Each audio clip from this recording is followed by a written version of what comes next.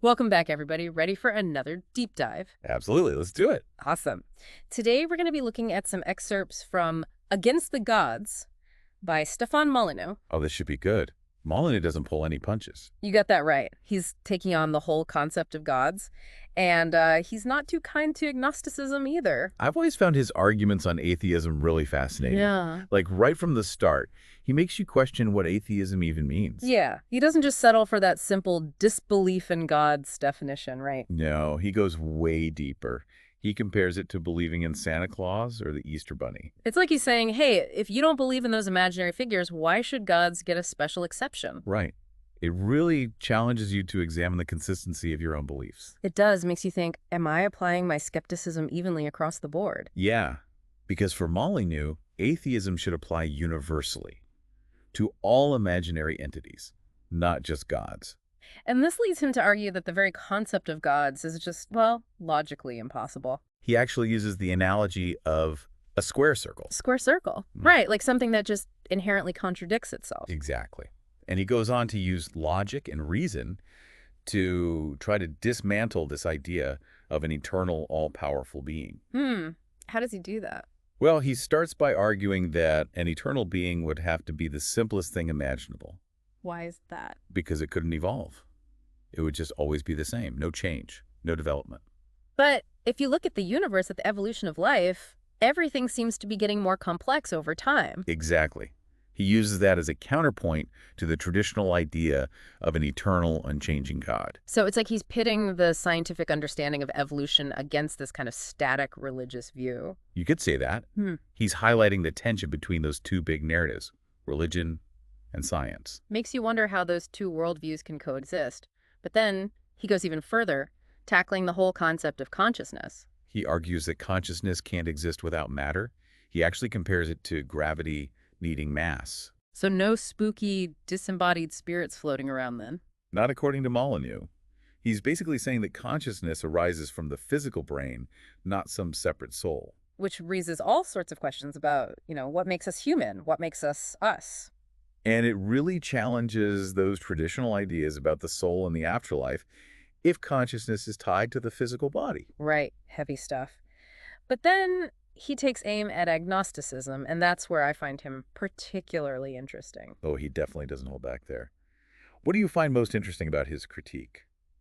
It's that he seems to find it frustrating when agnostics try to say, well, we don't know for sure if gods exist, but then claim they might exist in other dimensions. Yeah, like they're trying to have it both ways. Exactly, and he uses this analogy of sending a letter that argues mail never gets delivered. Ah, that's a good one. It's It exposes that contradiction, right?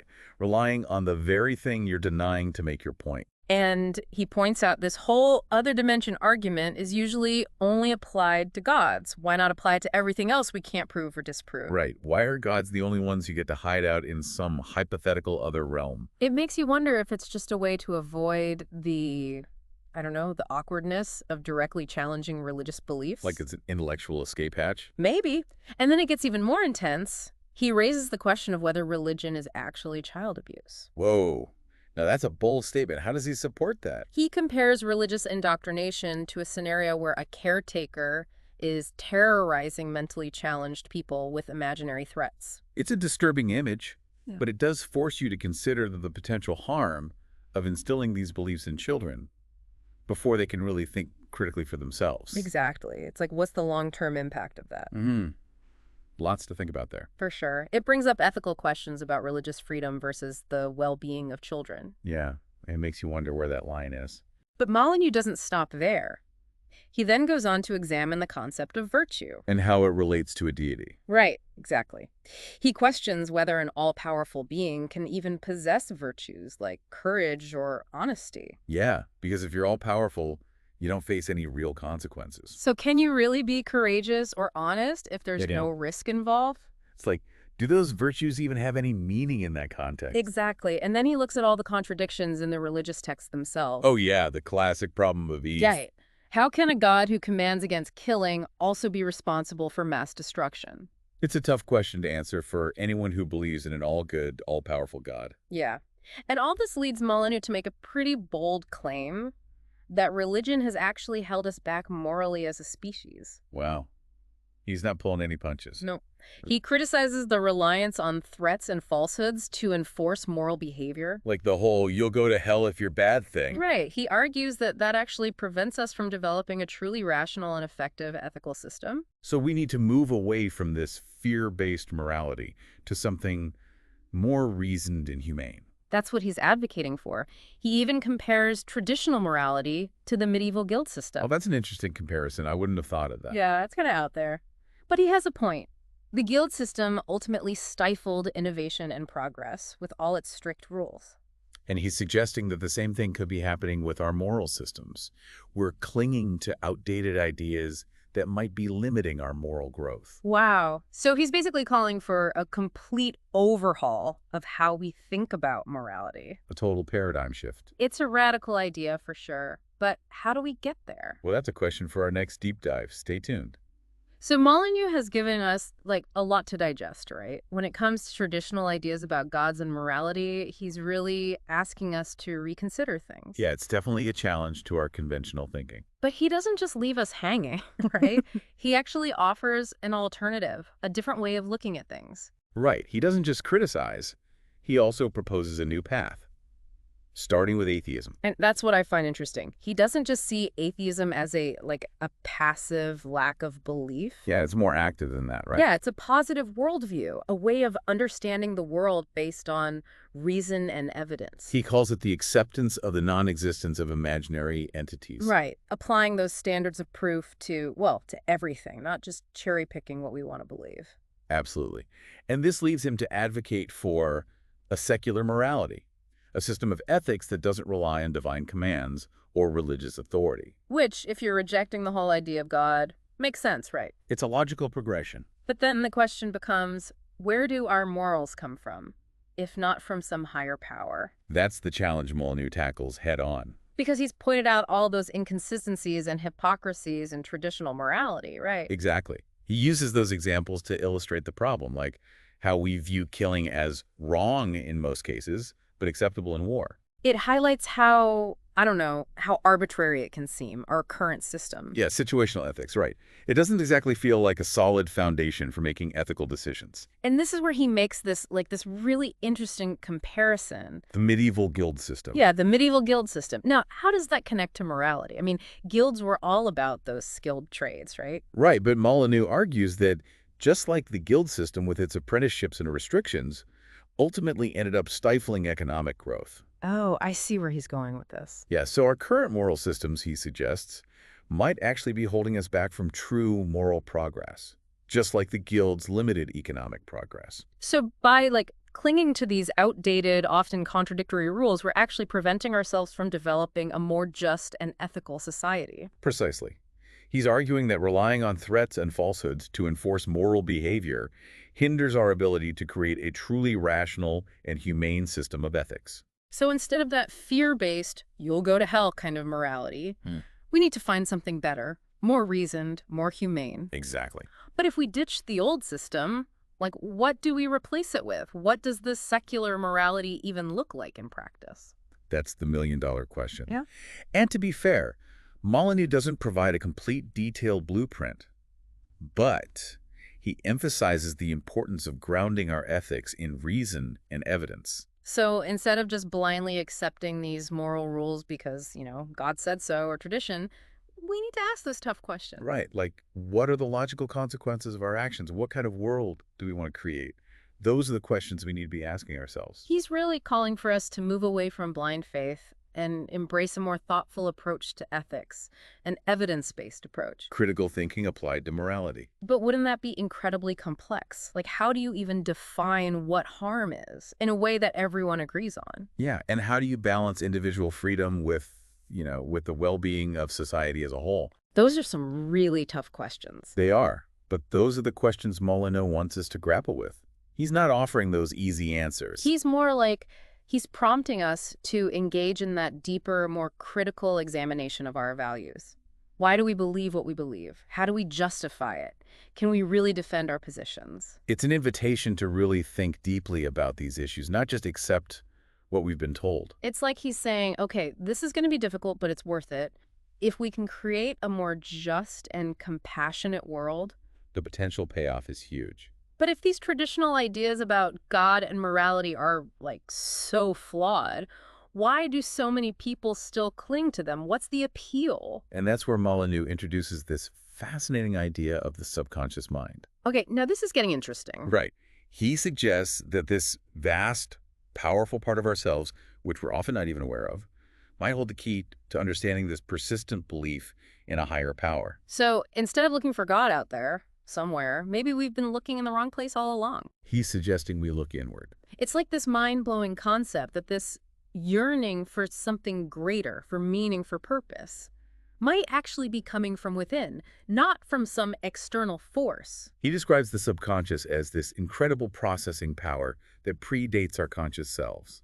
It influences our decisions and emotions in ways we don't fully grasp. So it's like this deeper intelligence that's always there, working behind the scenes. Maybe that's what people are tapping into when they talk about feeling a connection to something bigger than themselves.